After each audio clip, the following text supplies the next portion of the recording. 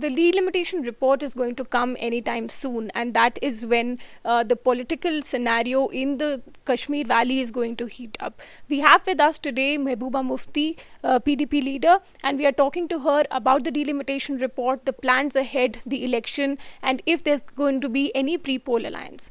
Welcome to the print, ma'am. Ma'am, I just wanted to ask you about the delimitation report. It's going to come out anytime soon now, the final report. PDP has been very vocal about the last draft that had come, rejecting it completely and saying that we are not going to go ahead. So, what is the plan next once the report comes and if the elections are announced? Is PDP going to contest? Will there be a pre-poll alliance? Will PAGD together contest the election? If you could just give a brief about that.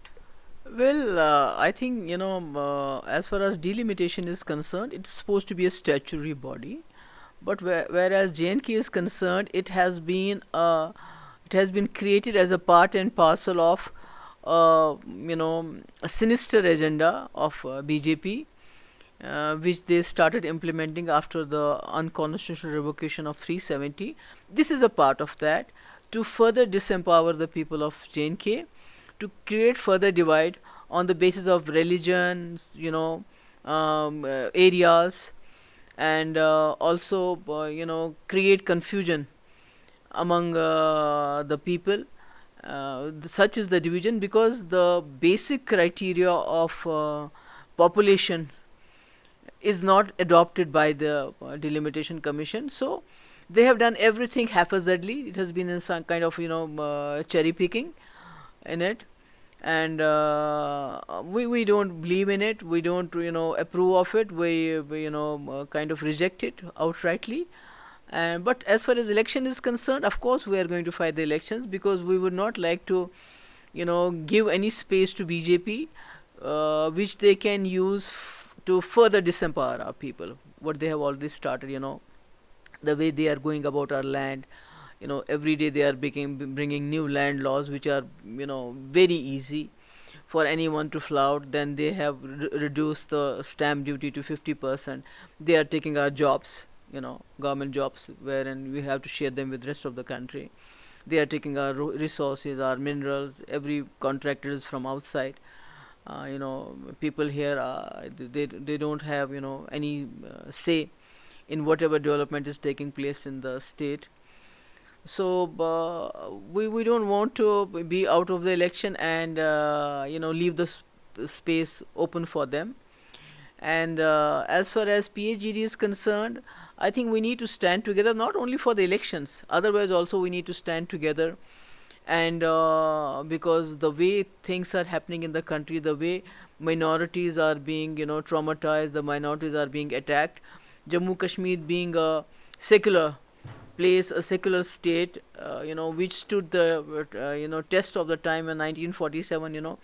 There was death and destruction everywhere. JK was the only place wherein Gandhiji said, I see the ray of hope coming from Kashmir. So we need to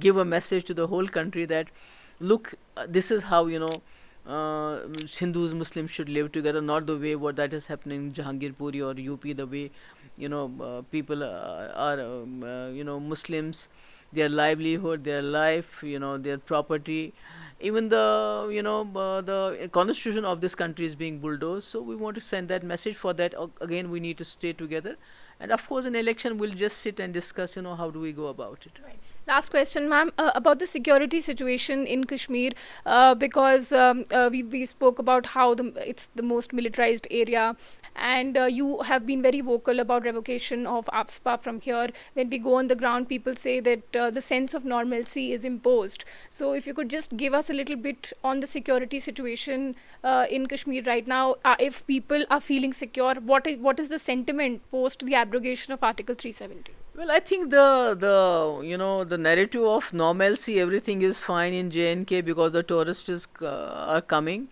The people of this J&K are paying a very high price for this kind of narrative of normalcy, because there is nothing normal about it. People are being picked up on daily basis, youth, in the name of militancy, associate militant or hybrid militant or white collared militant. And if anybody dares to speak anything. Even the thoughts are being monitored, and the jails are their jails are full now, so they are taking these youth to outside jails, and these employees, government employees, are being dismissed. They can't say anything because there is a tag, you are dismissed because you have been associated with militancy, so they can't say anything because they fear for their lives then. So I think, if you look at it, the central government is giving the people of J&K collective punishment. If there are 100 or 150 militants, that is what the government says. You don't need ESPA, you don't need 10 lakh army here, unless and until you are not trying to, give collective punishment to the whole, people of the state. I still call it a state, union territory is something very derogatory.